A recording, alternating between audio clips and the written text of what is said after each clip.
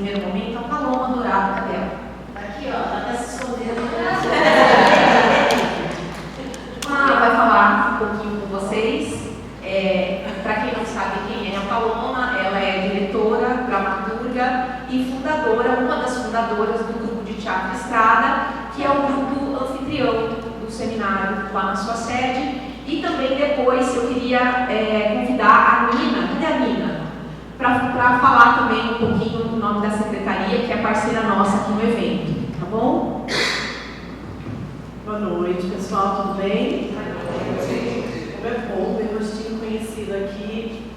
É um prazer enorme receber todos vocês que estão aqui no seminário, tá bom? O grupo de Teatro Estrada começou nessa cidade pensando realmente na formação dos artistas, né?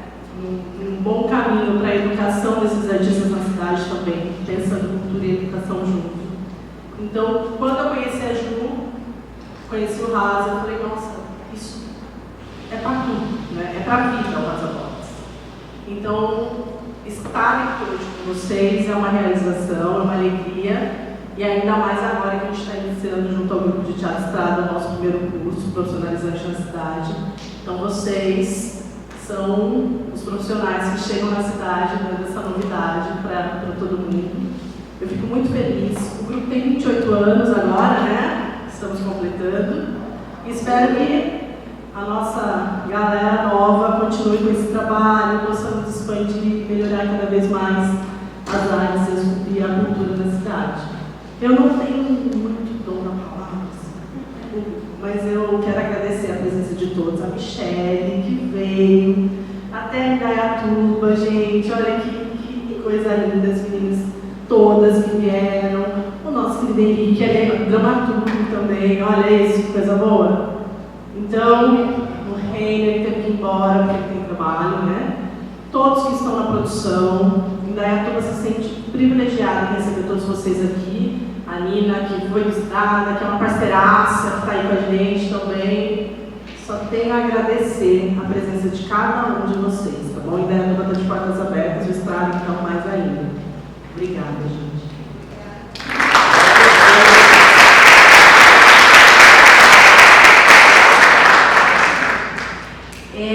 Eu gostaria de chamar então a Nina Vinagre, que é da Secretaria de Cultura da cidade de Indaiatuba. Obrigada, Nina.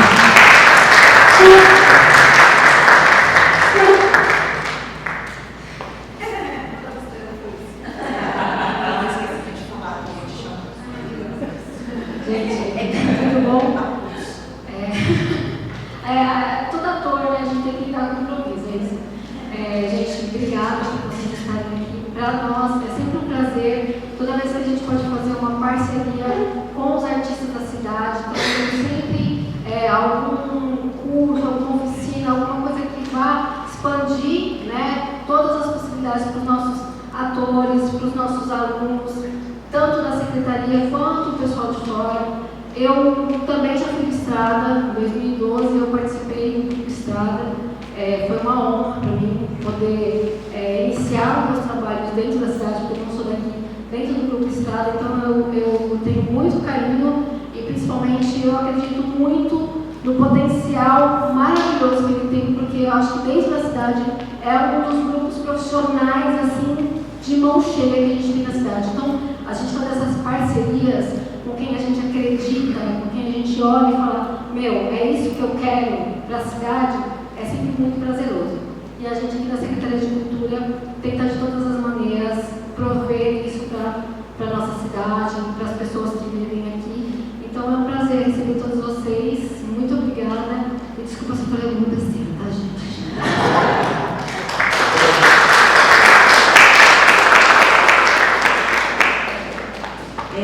Então, eu gostaria também de falar brevemente. Meu nome é Juliana Caligares, para quem não me conhece. Eu sou a coordenadora geral de produção desse projeto, que é um projeto de PROAC, da Secretaria de Estado da Cultura e Economia da Indústria Criativa. Não que eu concorde com esse nome, mas beleza. E esse projeto de PROAC, ele é uma forma de fomento à cultura, e o dinheiro que os grupos recebem é dinheiro estatal, é dinheiro de ICMS, é dinheiro de imposto. Então, o dinheiro que está promovendo este seminário é nosso. Eu me defino, obrigado, eu me defino como uma pessoa que é militante da causa do teatro de grupo. Eu sou uma mulher cidadã, militante da causa da cultura. Eu faço parte também do Fórum de Cultura e Políticas Públicas do Litoral Interior do Rio Grande de São Paulo, FIGRISP, e a gente encampa essa batalha, essa luta pela cultura para todas as pessoas. Então, ganhar um edital de PROAC não significa glória, nem que a gente tem algum poder superior, nada disso, muito pelo contrário. É muito ruim que grupos artísticos tenham que competir entre si pelo mesmo prêmio no mesmo edital. Isso é altamente criticado dentro do FIGRISP, esse fórum que eu acabei de mencionar. A gente tenta reverter esse quadro já há 5 anos, mas esse ano a gente vai partir para a LESP, que é a Assembleia Legislativa do Estado de São Paulo, para isso não ser mais assim. Então, de mais de 1.800 projetos nessa linha de PROAC, que é o PROAC 43, formação em arte e cultura, apenas 20 foram selecionados. Certo? Pensem, 1.780 projetos para de fora. E essa linha de PROAC não é só para teatro, ela é para tudo. Formação em arte e cultura tem cultura popular, tem cultura ribeirinha, tem culinária, tem rádio amador, tem tudo que vocês possam imaginar. E, obviamente, tem as cotas, que foi briga do FIGRISP também conseguir, as cotas. Então, eu estou falando tudo isso porque não é uma coisa de pompa e circunstância aqui, é luta, E para estar aqui junto, acreditando nessa luta, a gente precisa de vocês.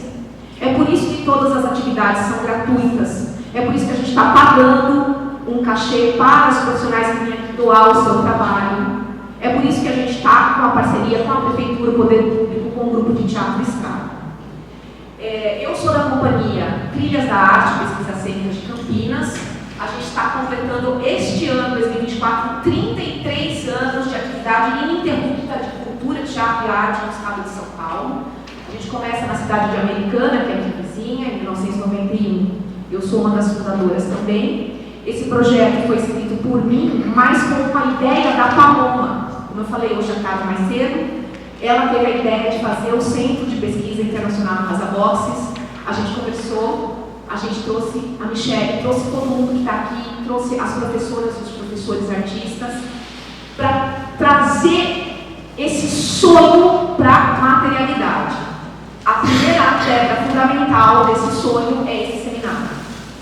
Então, a gente está aqui construindo um sonho coletivo, que não é meu, que não é da Paloma, que não é das minhas parceiras de Trilhas da Arte que estão aqui. É um sonho coletivo em nome da cultura no Brasil, da emancipação humana, da autonomia de corações, de mentes, da autonomia cidadã, do empoderamento de todos os cidadãos, cidadãs e cidadãs que precisam se servir da cultura para ter uma ferramenta, para usar uma palavra do materialismo histórico, para agir no mundo em coletivo com seus pares. Então, é por isso que eu agradeço ao Grupo de Teatro Estrada, à Secretaria de Cultura de Indaiatuba e às minhas parceiros da Trilhas da Arte também, que é parceiro do Estrada, e aqui presente hoje, eu quero salientar a presença da Letícia Olivares, que é também seminarista, professora de Casa Boxes, a Jéssica Pinheiro, que está na produção, Fêmis Avon, a Estela Pinheiro, que está aqui, que chegou agora, Jéssica Miranda e Estela Pinheiro, que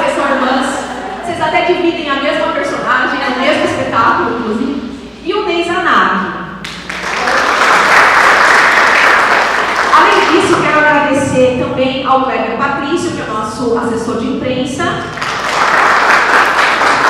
e a todo mundo que não dá para ficar aqui nomeando, que estão aqui representados por essas pessoas. E é com esse coração em chamas, esse pilar das chamas que a gente está acendendo aqui agora, ancorado aqui no brasa mais profundo que tiver, uma mistura de todos, assim, um negócio prismático de Rasa Rosa. Eu vou passar a palavra para a Michelle Lima.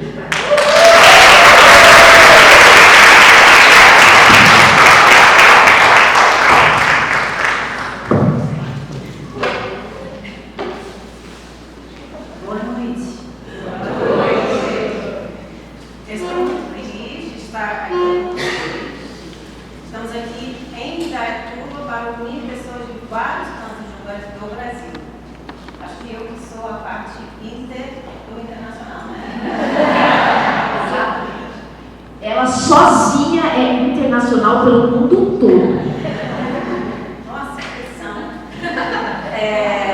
Tomara que no próximo encontro terá mais gente de outros países também. Estamos aqui para trocar práticas, ideias, experiências, para lançar livros, para conversarmos sobre as nossas paixões e desafios. Que sorte! Vamos falar primeiro das felicidades, da imensa gratidão que eu tenho por todo... Oi, meu Deus! Vocês têm que entender, 20 anos que eu estou conhecendo esse pessoal todo.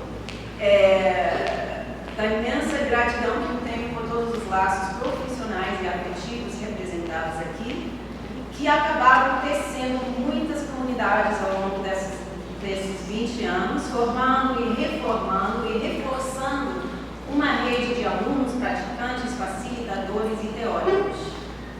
Minha história é gostosa de cantar. Primeiro, eu tenho muitas pessoas para agradecer. Quero agradecer primeiro a Juliana Caligares e toda a equipe do Teatro Estado pelo esforço e delicadeza incrível com que elas produziram esse evento. Em particular, a Erika Horn, que me recebeu em São Paulo, e a Paloma e a Virgínia. Desculpa que eu não sei os sobrenomes de vocês, mas a Paloma e a Virgínia que me receberam com tanto cuidado quando cheguei aqui em Indaiatuba. Quero agradecer todos os meus colegas de Iraçabox no Brasil, professores, alunos, produtores, colaboradores, tradutoras.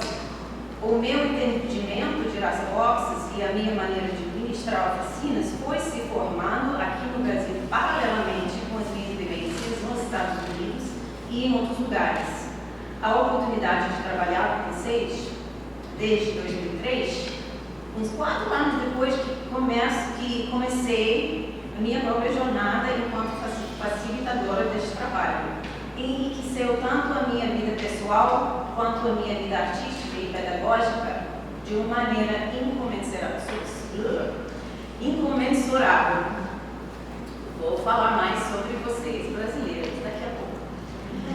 Quero agradecer os meus colegas facilitadores da Performance Workshop, que eu vou explicar um pouco mais tarde, e de Iraçaboxes, que desde 1998, assim como eu, se apaixonavam por esse trabalho e desde cedo nos alimentamos a ideia de um dia escrever um livro, compartilhando ele com um público maior. E aqui estamos, com o livro realizado!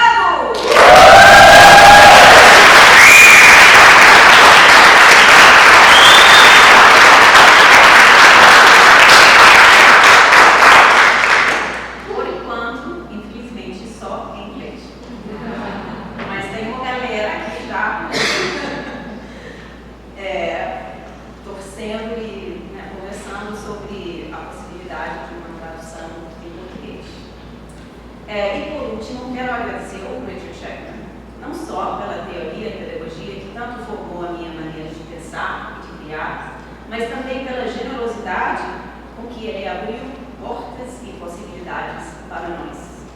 E eu posso dizer agora para nós. Bom, nos Estados Unidos e no Canadá, em muitos lugares, temos agora um hábito. Na abertura de qualquer evento, apresentação, aula de primeiramente, reconhecendo que esse lugar não é nosso. Nomear os povos indígenas nos lembra que nenhum território na América do Norte e nem na América do Sul é nosso, que estamos morando, trabalhando, estudando, amando, criando famílias em território roubado. Ainda mais importante é que temos pela frente muito trabalho para fazer em relação a esses povos, em relação à terra, água e a tudo que vive ou até que viveu desse lugar. Claro que pode ser um ato vazio, feito pela obrigação da política do momento, um reconhecimento que não tem raiz no relacionamento. Mas, mesmo assim, é importante falar. Eu acho que esse hábito já começa a ser uma prática aqui no Brasil. Né? Sim, vai ser muito pouco, né?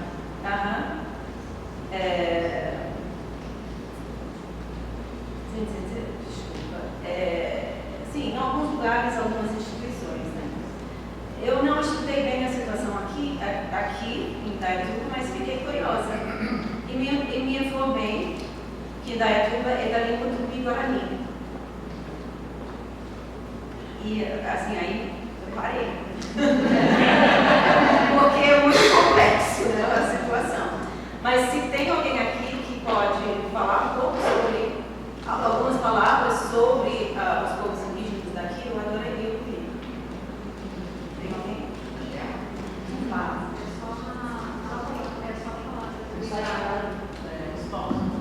Tem história. Eu não tenho ancestralidade indígena, infelizmente, mas os povos que habitavam originalmente o território da região metropolitana de Campinas são da etnia Tupi, porém de várias nações. As nações mais importantes que estavam aqui eram os Caingangue, tá? E o povo Krenak. São os povos mais importantes que estavam aqui na região, os mais numerosos, mas tinham muitos outros povos aqui.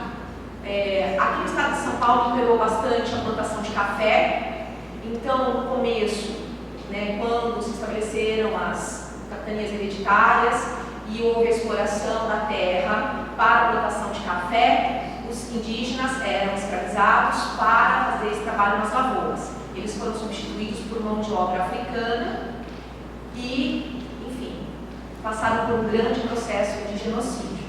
Então, basicamente, é isso. Isso para quem Palmeira aqui em América daqui, que a raiz dela não tem tronco, as folhas nascem no chão. E tubo é muito. Aqui tinha muito isso.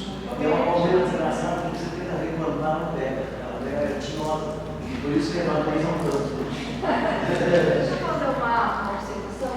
Quando vocês entram aqui, tem uma obra de plástico, de arte plástica, que é um pé de indaiá. E o nome de Indaiatuba vem por conta dessa palmeira. Então, se depois vocês tiverem curiosidade, saindo daqui, vocês vão ver que tem uma obra que é o significado do nome da cidade. Tuba, muita, indaiá. Muita palmeira, indaiá.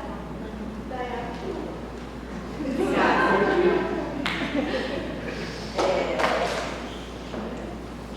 Assim, eu vou, de vez em quando, eu vou interromper essa fala para fazer experiências com vocês.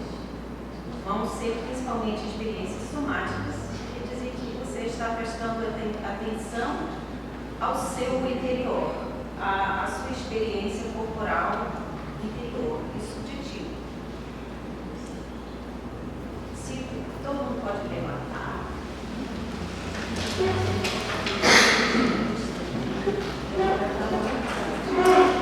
Essa prática é uma prática que eu peguei de várias pessoas e também misturei com o meu conhecimento do sistema LAVA, que também usa eixos, né? Axis.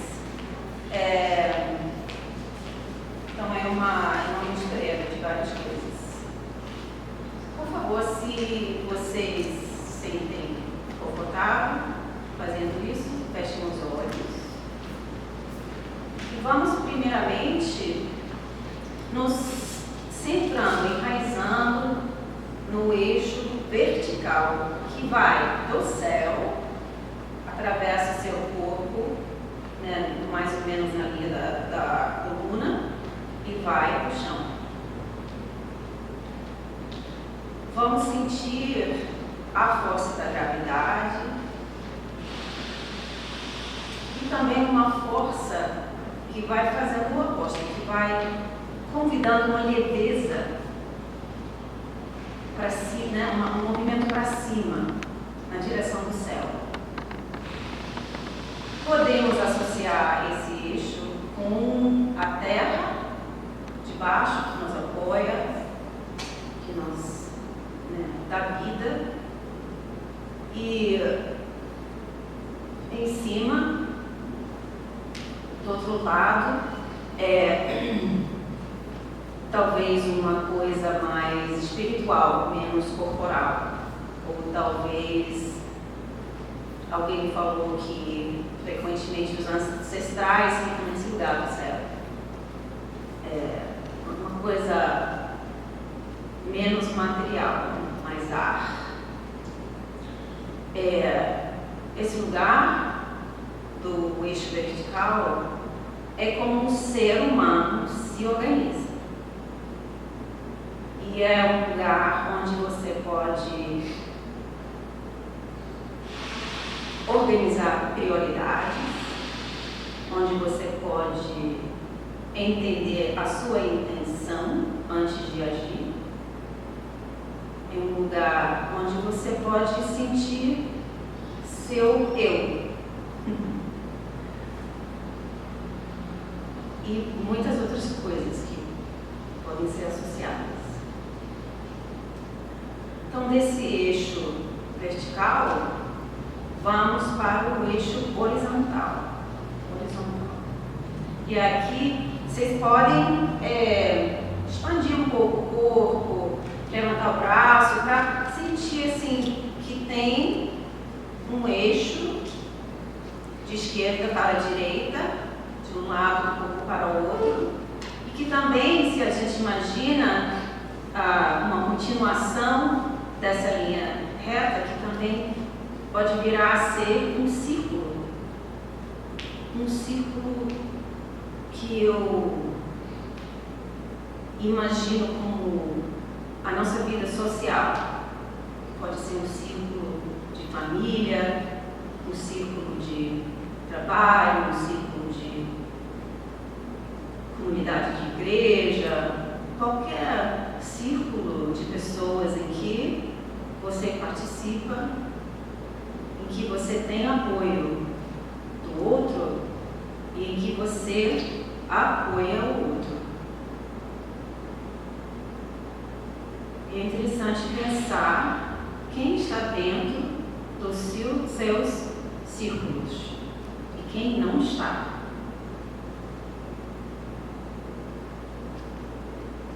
E por quê?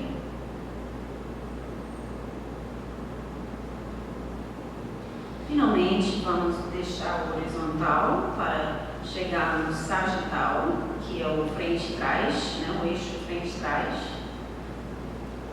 E eu vou propor que esse eixo fala do tempo, da nossa relação com os ancestrais e da nossa relação com quem vai herder da gente. Então aqui pode ser linhagens de sangue, né, de familiares, mas também pode ser linhagens de ensinamento, de práticas, de qualquer coisa que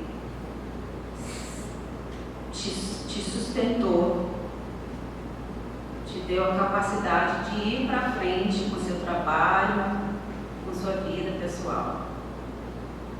E na frente, pode ter filhos ou não,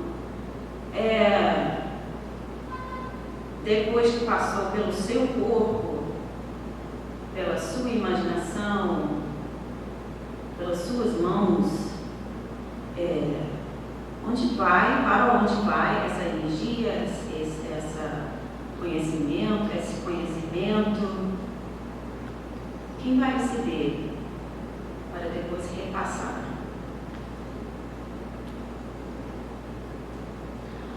E agora, deixando o sagital, voltando para o centro do seu corpo,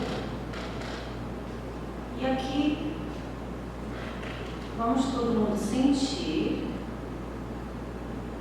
o corpo, pode botar uma mão na barriga, uma mão no peito.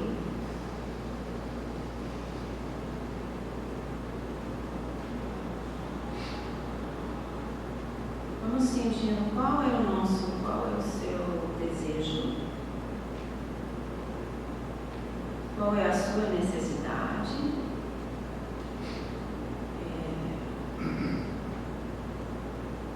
Qual é a sua intenção? Neste momento, pode ser uma coisa pequena, não precisa ser coisa da vida inteira.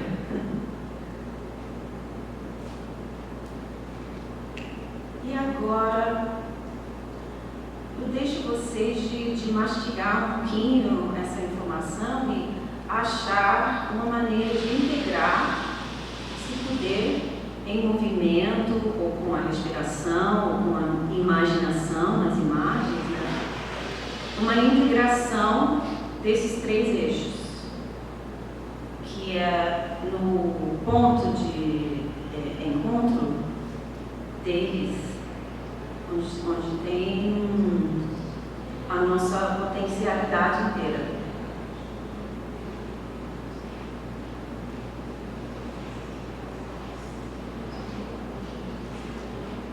Agora, pode devagarinho abrir os olhos. Vamos respirar. E mais uma vez.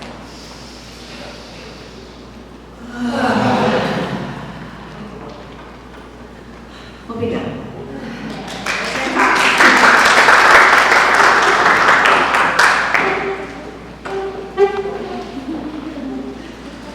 Agora eu vou contar um pouquinho sobre a minha história, a minha jornada no Laça Boxe no Brasil.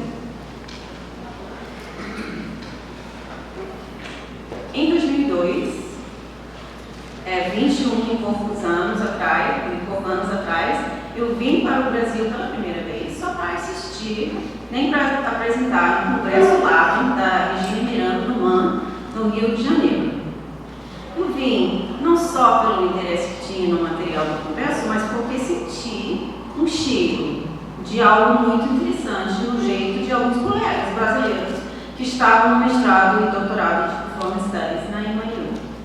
A Eleonora Fabião, professora na UFRJ e artista única de performance, não só me conseguiu hospedagem com uma amiga dela em Botafogo, também me deu uma lista de recomendações e coisas imperdíveis, lugares e comidas favoritas dela, inclusive de tomar suco de abacaxi com hortelã, que ainda hoje é um dos meus favoritos, goiaba, ou qualquer coisa de goiaba, mousse de maracujá, pão de queijo então, prato de comidinha mineira, água de coco do coco. Já começaram a salivar? Falando com as pessoas e participando em oficinas ofertadas no congresso, eu comecei a sentir outro cheirinho, de um afeto, de um fluxo livre, de uma liberdade corporal, que me deu a vontade de voltar o mais rápido possível para dar uma oficina de raça-boxes e me conectar com artistas cariocas no contexto do trabalho.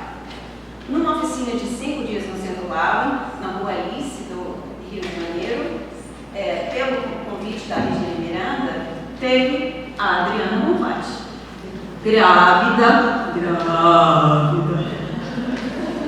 do segundo filho dela, e a Denise Zenícola, que fez a ponte com a Unirio, através do Zé Ligeiro, para uma segunda oficina no mesmo ano. Fizemos em maio de 2003 o curso de raça boxes. A Joana Ribeiro, a Márcia Moraes, a Joana Ribeiro, que várias vezes me convidou para participar participar em eventos oficiais e oficinas não tão oficiais na Unirio. A Márcia Moraes, que hoje é uma das poucas pessoas que realizaram integralmente a Performance Workshop, hoje em dia ela mora em Berlim e não conseguiu vir para o seminário, infelizmente.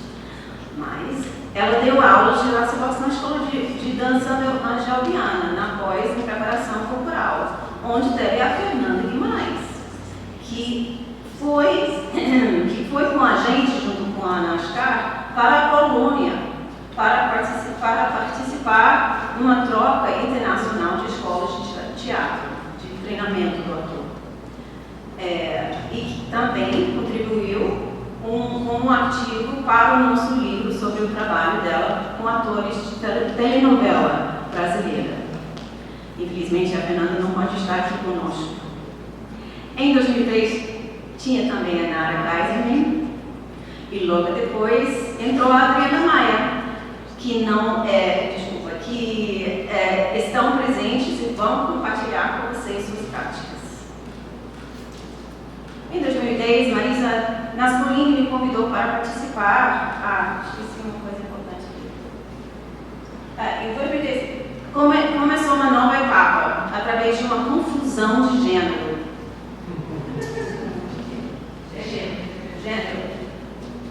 Em 2010, a Marisa Naspolini me convidou para participar no primeiro Vértice Brasil, um evento que faz parte de uma rede internacional de mulheres, artistas de teatro, o Magdalena Project. Apareceu nesse evento e na minha oficina a Letícia Olivares, que é a razão pela qual estamos aqui em Indaiatuba, pois foi ela que introduziu, vocês já sabem, já foi falado. Mas o que foi realmente surpreendente foi a presença neste festival do Teatro por e para mulheres um certo Henrique Fontes, de Natal. O Henrique também esteve naquela oficina e a gente ficou conversando sobre arte, política, raça, e 2 anos depois, em 2012, fui pela primeira vez para Natal para ministrar uma oficina de raça boxes. Conheci as tapiocas mais deliciosas do mundo, senti o cheirinho de um oceano Atlântico desconhecido, experimentei frutas do Nordeste.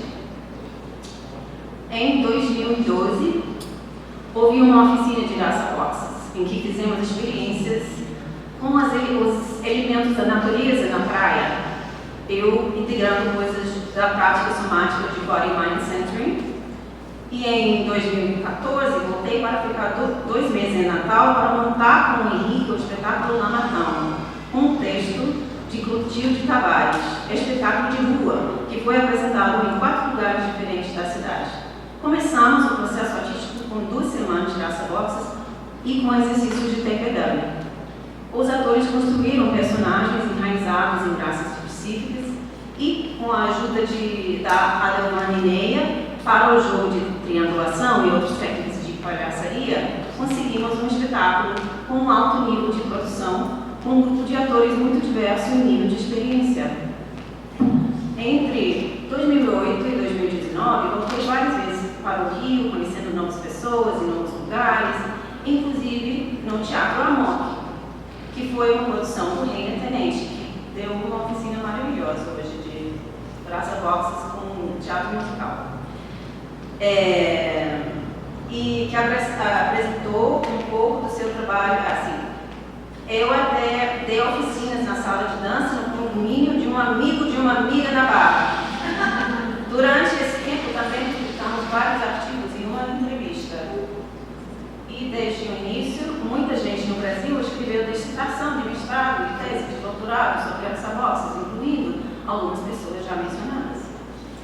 Nesse tempo, a Júlia Sarmento terminou sua dissertação no Rio, um trabalho que ela continua pesquisando. Os laços continuaram a ser costurados em Nova York também, onde, em 2015, por exemplo, participou numa oficina de TPW, um fado selvagem, que hoje oferece oficinas anuais para o seu grupo de pesquisa na Universidade Federal da Integração Latino-Americana, em Iguaçu. Foz do Iguaçu. Ah, é? Ele sempre fala Iguaçu, então não pensei. Depois a gente debate a geografia. Descobri que tem outros cheirinhos e sabores em São Paulo que estou começando a experimentar agora. Lá eu acabei de conhecer um aluno, o Narciso Teles, da Universidade Federal, não, Uberlândia, não é? Isso. Que também foi participante naquela primeira oficina na Unirio, 20 anos atrás. Ele me falou, esse aluno, me falou que Iraçapoxas tem matéria obrigatória na faculdade dele. Gente, eu nem sei se isso existe nos Estados Unidos. E assim por diante. É impossível saber de todas as pessoas praticando ou facilitando o Iraçapoxas hoje em dia no Brasil. Tanto é que eu não sabia do trabalho que a Letícia e a Juliana estavam fazendo aqui em São Paulo, até que a Juliana me mandou um e-mail dizendo que queria criar um centro de Iraçapoxas, aqui em Indaiatuba. Sim. E ela falou muito de você, Paulo. Imagina. E aqui estamos.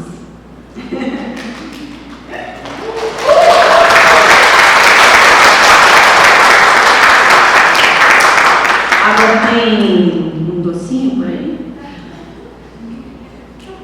Paciência enquanto...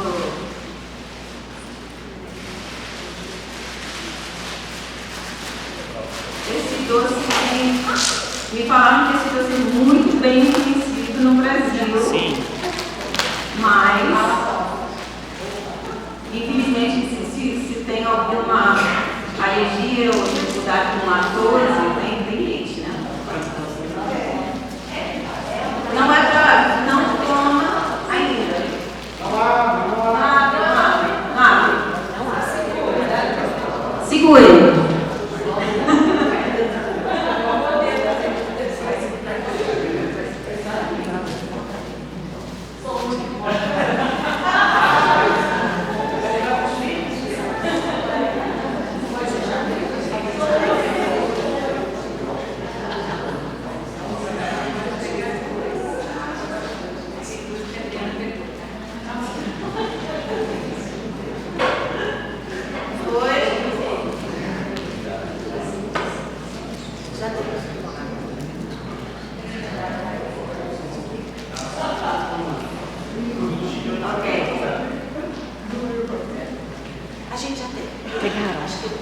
É bom lembrar.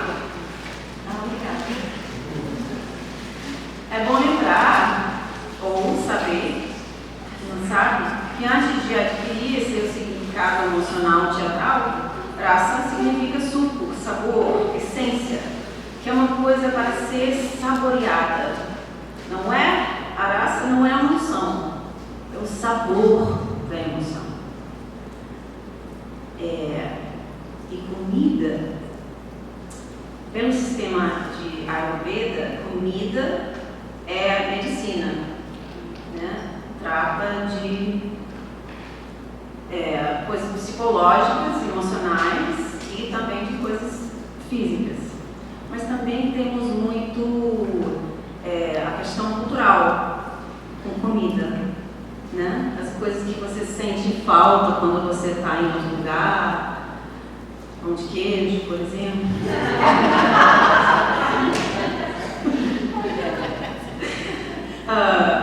Então, vamos olhar. Vocês conhecem ou não? Vamos olhar. Lembra de alguma coisa, por exemplo, da infância, ou de algum momento específico, essa varinha? Lembra? Aham. E...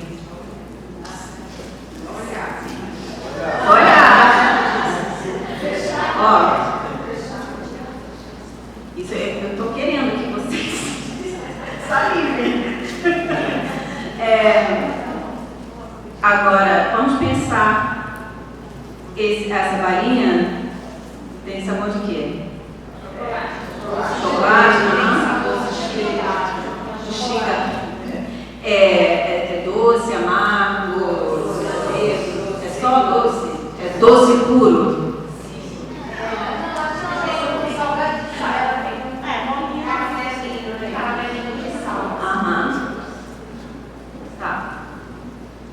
Vamos abrindo, mas sem comer. Sem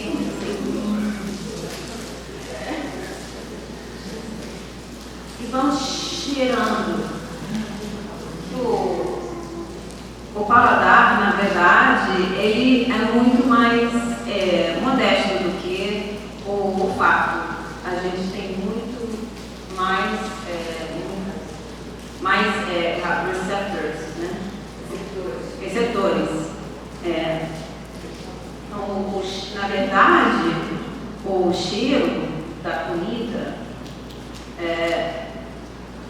vai junto com o sabor, né, na boca. Isso vai tudo junto e é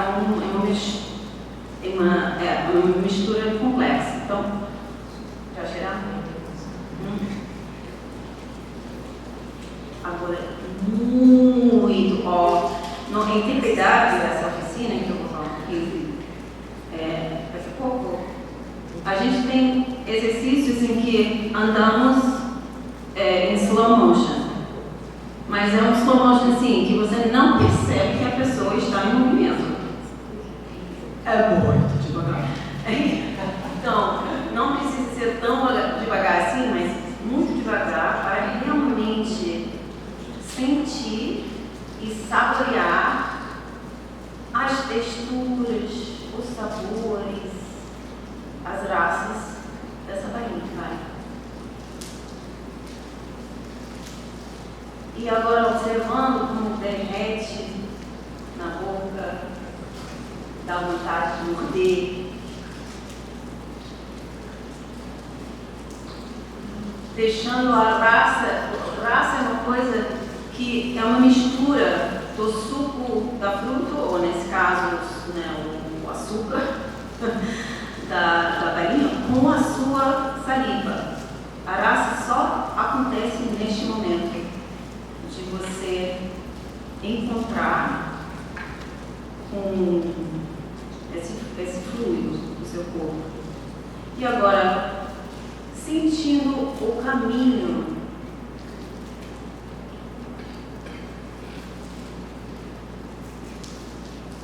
até onde no seu corpo você sente. Porque na verdade somos um tubo. Somos um tubo com muitas voltas, né? Ou se não, no intestino, como que é? Porque eles falam dessa.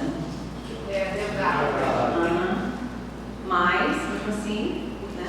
É um tubo. Então tudo que passa aqui também passa aqui, e só de introduzir sabores aqui na boca já, né? Até o cheiro já faz isso. Né?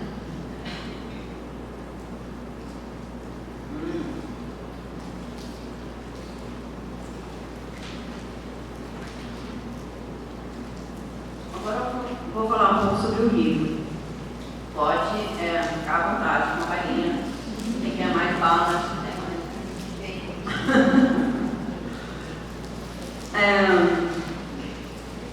como vocês talvez já saibam, Praça Boxes é uma prática que foi inventada por Richard Schechner, diretor, teórico, editor, professor durante 50 anos na Universidade de Nova York, em Illinois,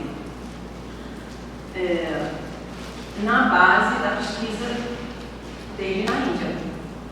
Essa prática emergiu nos anos 90, dentro de uma abordagem ao treinamento do ator que teve o seu começo nos anos 60. Praça Boxes é uma fatia de um bolo muito maior, que se chama The Performance Workshop, ou PPW. O nosso livro situa Praça Boxes neste contexto maior. Ele se chama Inside the Performance Workshops, a Source Book for Praça Boxes and Other Exercises, que é um livro fonte, referência para Praça Boxes e outros exercícios do TPW. Ele é dividido em 3 partes. A primeira parte oferece uma curta história das origens do The Performance Workshop, junto com uma explicação de teorias fundamentais para o entendimento igualmente da disciplina de Performance Studies, que o Richard, junto com outras pessoas, fundou o departamento na NYU em 1980, da prática da oficina. A segunda e maior parte do livro é como se fossem instruções e explicações para fazer o Performance Workshop. É quase impossível transmitir na escrita os sabores e cheiros de uma oficina presencial de tantas propostas provocadoras e tantas experiências transformadoras. Mas fizemos o máximo para dar uma ideia para quem não conhece, para oferecer um norte para pessoas que já facilitam esta oficina ou exercícios dela. A parte final do livro são aplicações do trabalho na televisão, palhaçaria, dramaterapia, ensino nas escolas de primeiro e segundo grau, ensino na graduação e montagem de espetáculo. É interessante que quando nós estávamos entrevistando o Richard para o livro, a gente perguntou qual seria para ele a parte mais fundamental de TPW, que ele não abria mão. Ele não falou braça-boxes, mas crossings, que eu acho que pode ser traduzido como travessias, ou talvez cruzamentos. Crossings, uma série de Também pode ser atravessamento. atravessamento. Bom, Mas eu acho que daqui a pouco vai ficar São cruzamentos. Crossings é uma série de exercícios que ele foi elaborando ao longo dos 30 anos, entre o período que ele fundou o primeiro grupo de teatro dele em Nova York, até os anos 90, em que eu e outras pessoas começamos a facilitar o TPW. Aqui vai um trecho da introdução do livro que traduzi para poder compartilhar com vocês. O fundamento de TPW é uma ideia aparentemente simples: cruzar a linha. A gente usa fita crepe para colocar linhas no chão, designando áreas distintas para o ser, fazer e assistir. Mundos inteiros, relacionamentos e histórias emergem do simples ato de cruzar uma linha, atravessar o espaço entre as linhas, encontrar outra pessoa e se virar para ficar face a face com ela. Em inglês, crossing the line, cruzar uma linha, tem várias implicações. Quebrar tabu, ultrapassar limites do que temos vontade de fazer e de ser visto fazendo. Geralmente, quando você cruza uma linha nesse sentido, algo muda irrevogavelmente. Tem muito sílabo nessa língua, nossa. Às vezes abrindo um mundo de vivência interna, às vezes enfatizando uma extrema e uma expressão plenamente encorpada. As linhas cruzadas são fronteiras performativas que facilitam jogos superficiais e profundos.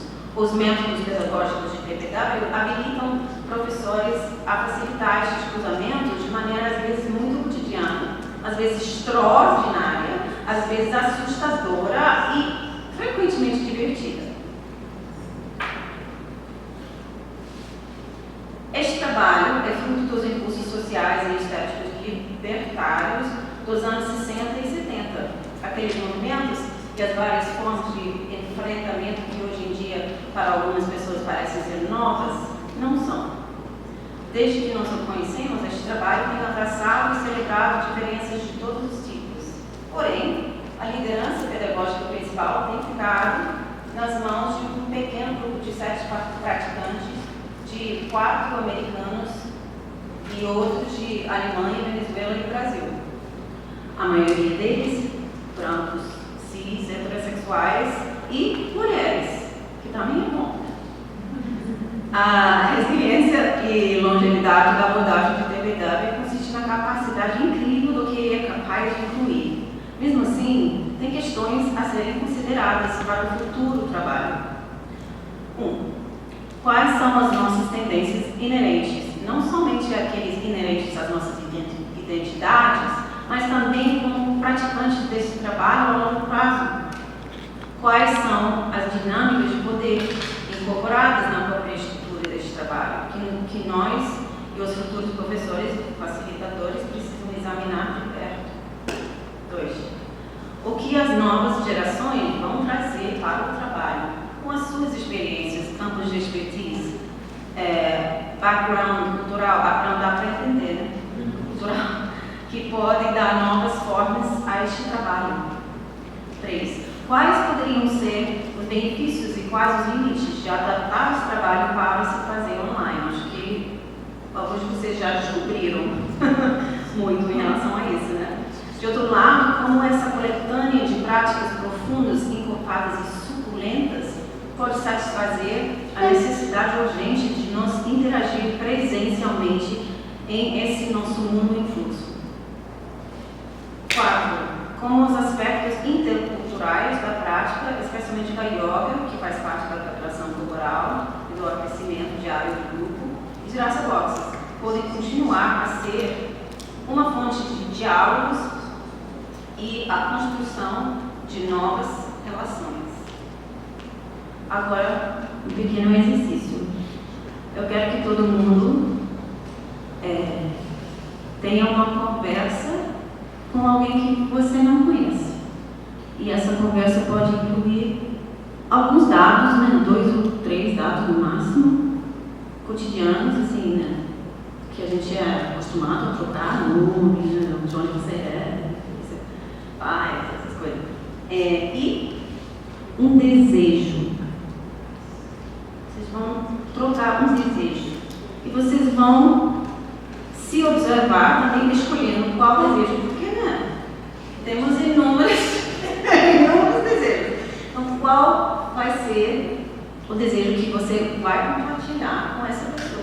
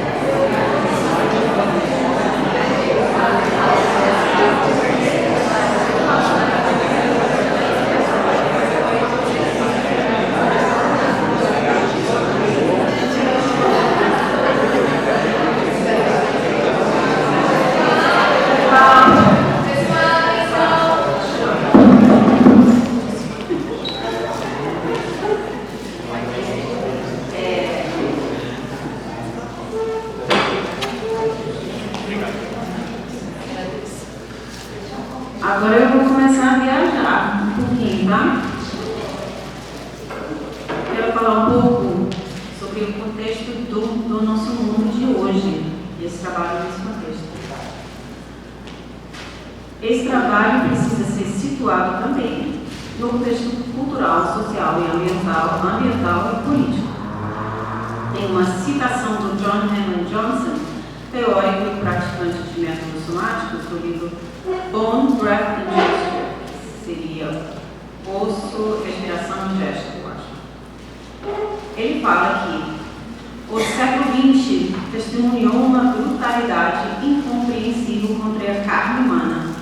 As guerras globais e locais, genocídios, torturas e fomes politicamente direcionadas, ataques terroristas, a venda de crianças e mulheres para a prostituição e a violência deliberada contra familiares e vítimas de rua seriam mais do que suficiente para um não terrestre nos condenar por negligência criminosa as fibras musculares, fluidos e redes de sistema nervoso com que vivemos. Claro que poderíamos dizer a mesma coisa do século XXI. Podemos até acrescentar. Em 2020, após o homicídio de George Floyd pela polícia em Minneapolis, e em particular com a circulação do vídeo feito de um celular de uma pessoa e que deu para qualquer pessoa no mundo com acesso à internet o poder de testemunhar os 9 minutos e 29 segundos do policial Derek Chauvin com o joelho no pescoço do Floyd. Ali houve uma mudança na cultura nos Estados Unidos para o bem e para o mal. De um lado, houve uma relação global a este ato brutal, uma amplificação do movimento Black Lives Matter nos Estados Unidos, nos círculos mais progressistas, em muitas universidades e instituições de arte e cultura rolou e continua rolando uma avaliação rigorosa das questões de igualdade e um questionamento do programa de Equity, Diversity and Inclusion. Isso Isso é familiar? Não precisou? Tá. Que já com o título sugere uma estranha rearticulação e estabelecimento dos próprios problemas que se está querendo eliminar. Diverso de quê? A palavra incluir sugere que há um grupo de pessoas no centro que vai incluir quem está na margem. É o seguinte, critical race theory, na verdade, é uma linha acadêmica que analisa a sociedade pelo olhar da raça. Mas eles começavam a chamar, eu já escrevi, um ato que foi nada mais do que uma proibição contra o ensino de história dos Estados Unidos para alunos de escolas públicas.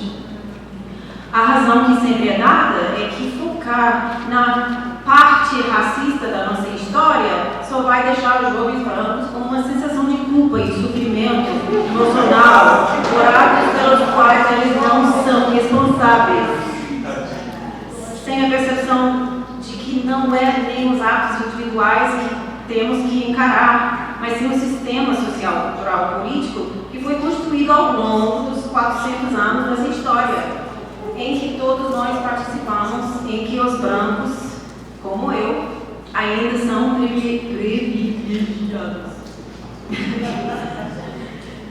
Mais do que qualquer coisa, eu acho que é uma falta de consciência corporal, achar que nós não carregamos o peso da história em nossos corpos. Não importa se os nossos ancestrais eram vítimas ou perpetradores. O que isso tem a ver com o treinamento do ator? Com o nosso querido jogo das emoções. Num preâmbulo do livro, que vai ficar vendo, né? Preparação corporal, direção de movimento e coreografia nas artes da cena, compilado por alguns colegas que estão aqui, a Tânia Brandão aborda a questão do corpo de uma maneira mais específica do que o Johnson. Expressão corporal. No texto, os termos surgem de saída no seu sentido mais amplo, diferente do jargão profissional. O principal foco pretende dimensionar como o corpo brasileiro se expressou ao longo da história do teatro brasileiro. Um relato breve da história do corpo nesta dinâmica.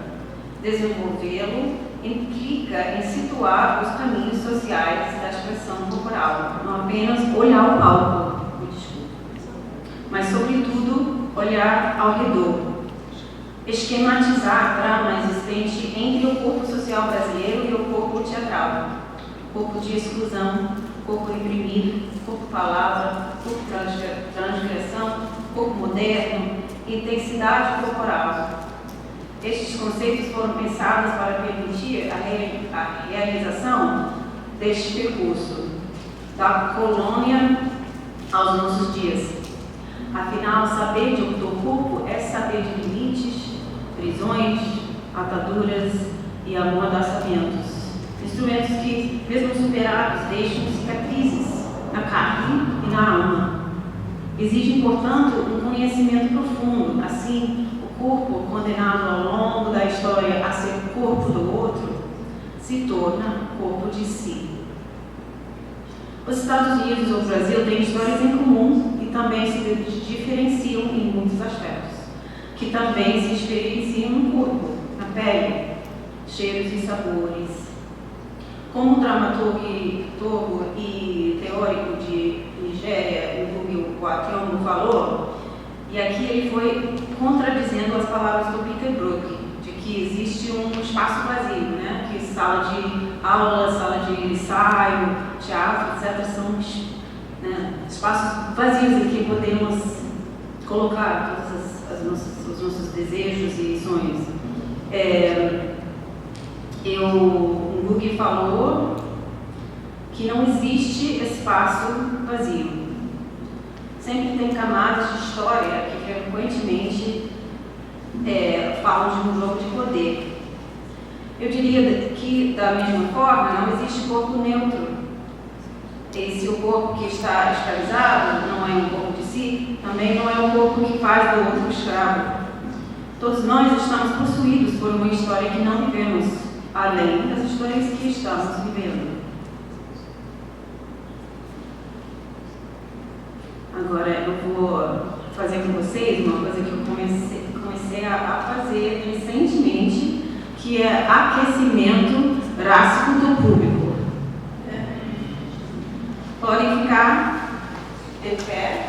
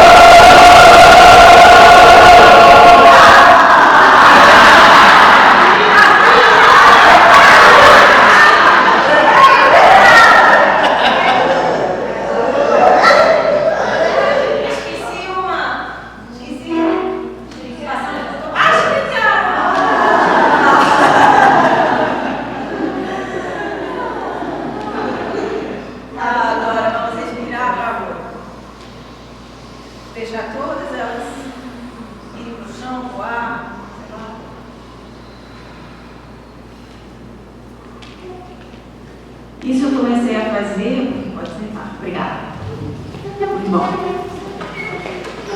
Isso eu comecei a fazer porque eu estou trabalhando com iniciativas que eu criei que falam de coisas difíceis, de mudança de clima, de justiça social e ambiental e também tem uma coisa no Natya Shastra que é o texto sagrado que na Índia clássica fala que tem vários tipos de espectador.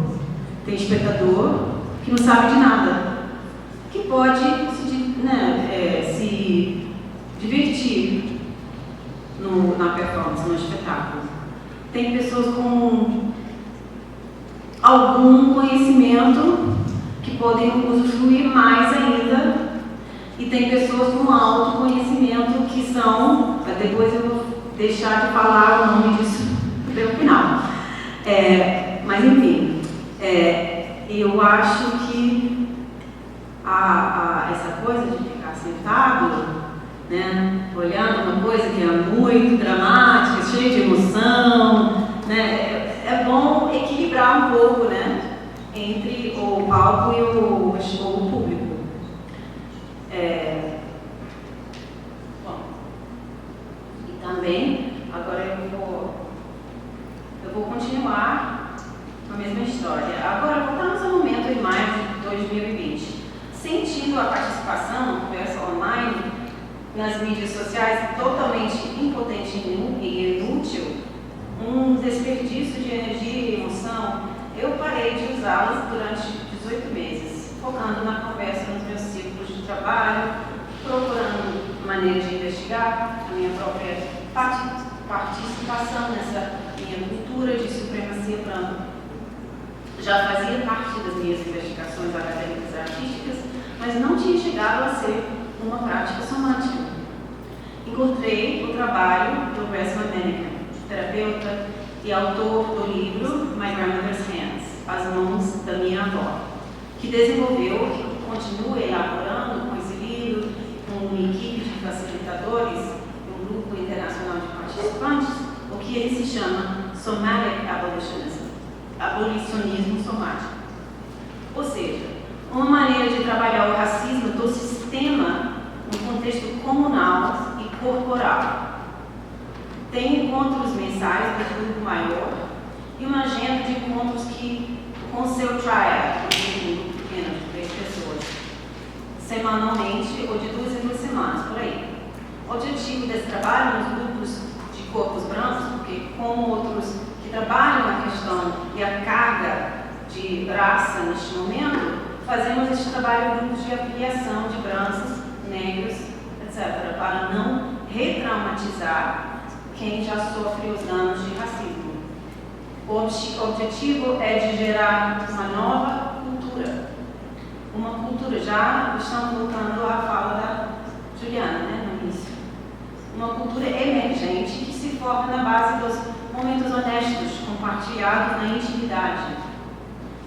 A ideia é de basear essa nova cultura nos hábitos inconscientes do que o Maniquim chama de white body supremacy. Quer dizer, se não white supremacy supremacia branca em geral, mas focando nessa questão do corpo, porque é o corpo que define. Ao contrário dos programas de Equity, Diversity e Inclusion, esse trabalho é um compromisso de longo prazo. O Maniquim sugere que vai demorar 9 gerações para transformar. Tem muita coisa dessa prática e a teoria por trás dela para explicar e teorizar. Eu tenho o desejo de um dia juntar coisas dessa prática com práticas drásticas. Por enquanto, estou observando as mudanças grandes e pequenas que estão acontecendo em mim e nas minhas relações com pessoas e culturas brancas e negras a partir desse estudo. Talvez a ferramenta mais importante dessa prática, que também existe nas práticas de vida e Rasa Boxes, seja a pausa.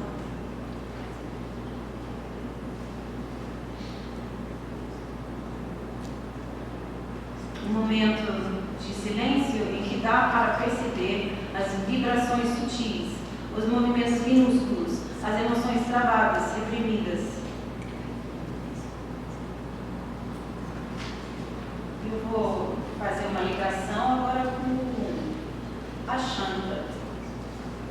Essa pausa, espaço para abrir, e Shanta que fica sempre na caixa no meio do tabuleiro de Rasa Boxes. Sabemos que tem 8 raças, que são os sabores de 8 estados emocionais básicos dos Natya-Shastra. Com a influência budista, entrou a Shanta, que usamos sempre no centro do tabuleiro, normalmente numa caixa vazia. Ela é um estado que não é bem emocional, que é reconhecido justamente pela falta de energia de desejo ou aversão. Qual seria o sabor da Shanta? Talvez água doce e ímpar, que dá para beber. Aonde tem essa água?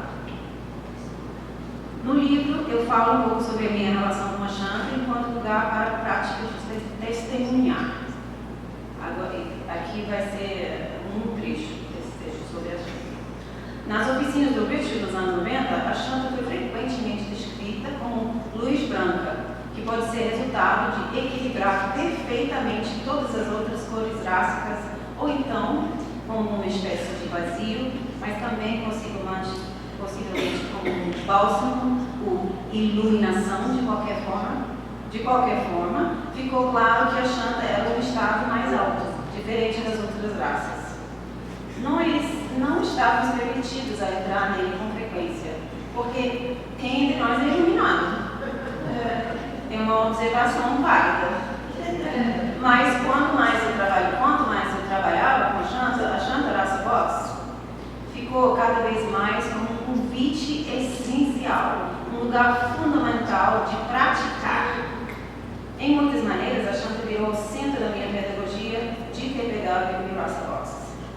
Ficou claro o papel da Shanta no meu trabalho quando, como parte do processo de me recuperar de uma crise de saúde devastadora, comecei a meditar. Experimentei vários métodos até achar o Vipassana e comecei a praticar de uma forma chamada de Insight Meditation, uma adaptação do Vipassana por um grupo de americanos.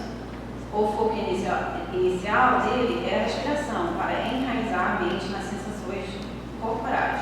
Essa prática nos encoraja a desenvolver um senso de equanimidade, para que possamos encontrar qualquer pessoa, circunstância, pensamento ou emoção com uma qualidade de amplitude, de uma mentalidade espaçosa, em vez de apego ou aversão.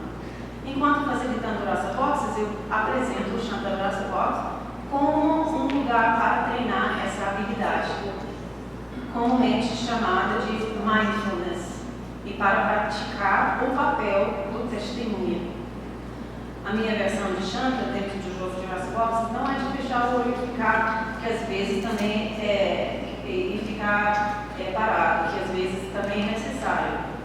É uma posição de enfrentar abertamente, porosamente, uma chanta enraizada na terra, uma chanta terrestre, talvez até uma chanta guerreira, que tem um papel essencial dentro da tempestade do resto do tabuleiro e coletivo.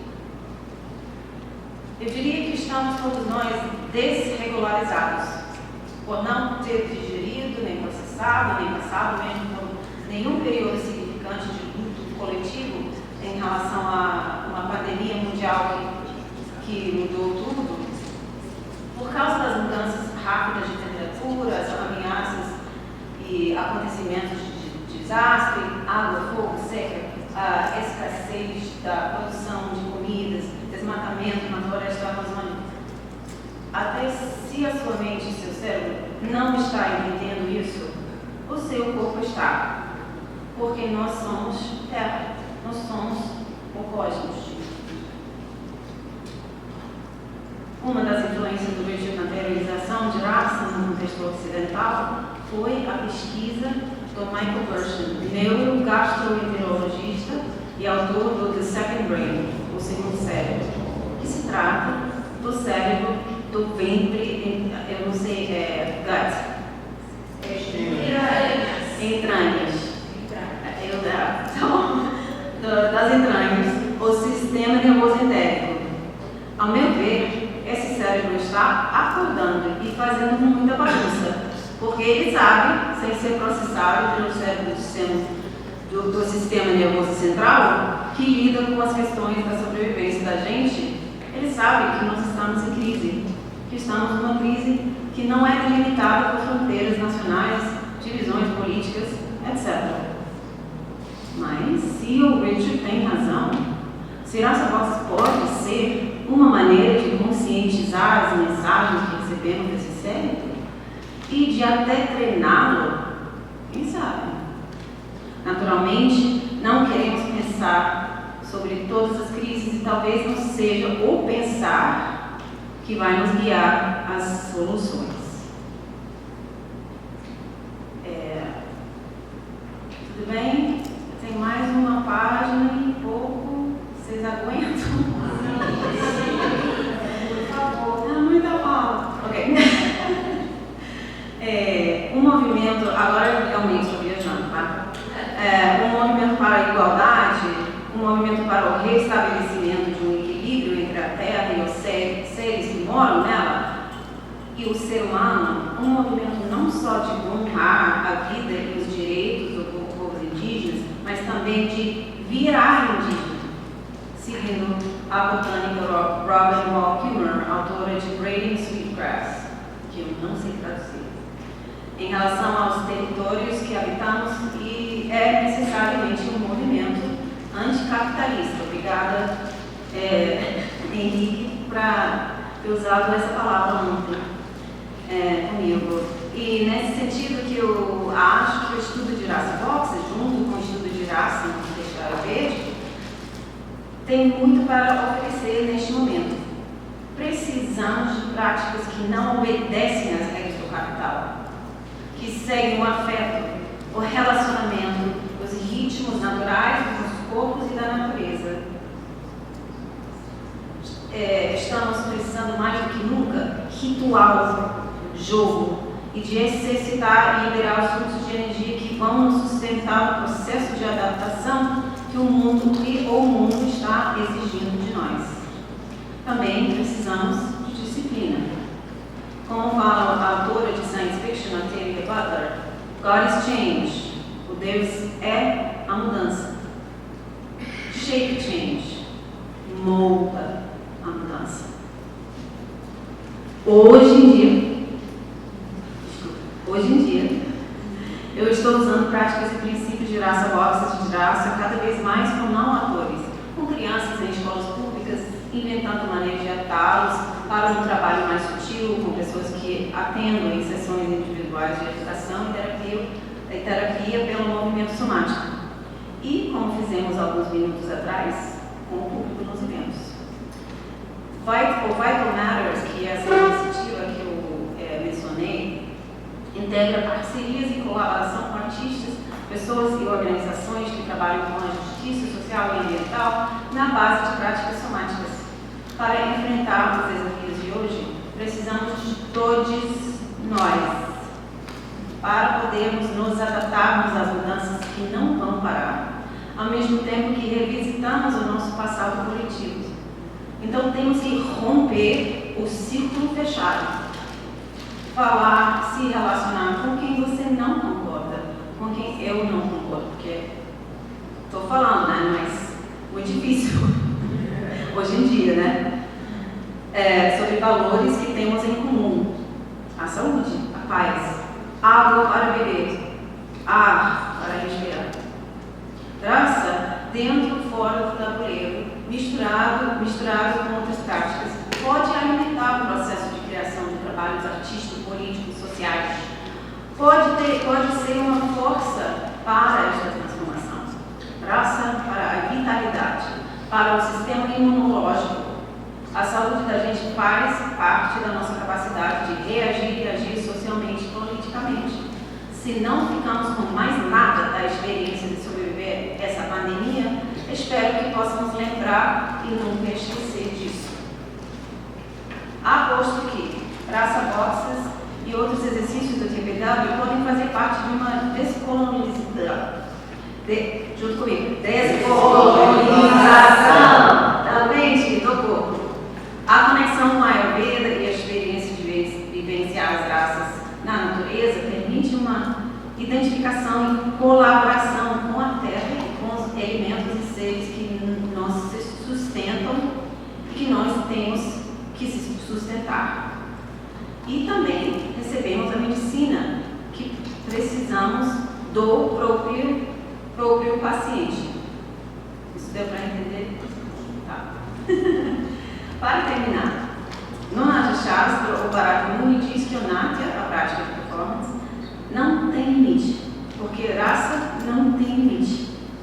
Quando estávamos entrevistando o Richard para o livro, perguntamos por que ele tinha a confiança que fomos as pessoas certas para levar esse legado para frente. Ele falou que ele sabia que eu e a Paula, que fomos a primeira geração de facilitadores do Performance Workshop na NYU, depois do Richard, íamos ser fiéis aos princípios do trabalho, sem ficar escravos deles. Quando tomamos a responsabilidade de treinar outras pessoas, foi necessário entender muito bem o que era o trabalho do próprio Richard, para depois, ao longo dos anos, elaborar os nossos caminhos dentro do trabalho. Já aconteceu isso muito aqui no Brasil. Estou muito feliz de estar aqui para testemunhar e participar em suas elaborações. Quem quer estudar mais o trabalho como um todo, o TPW, acho que vai ter uma chance aqui no Brasil e nos Estados Unidos no futuro próximo. Um grupo de cariocas que está bem representado aqui, num certo momento começou a chamar-se de as Rássicas, sem saber que há uma palavra muito parecida que é usada na Índia para falar de pessoas educadas em teatro, em graça, no sentido de gozo estético. Rasika? Rasika, com K. Quer dizer, né? Só que tu não tem K. Então, queridos, aproveitem-se das riquezas dos próximos dias e sejam sempre rássicas.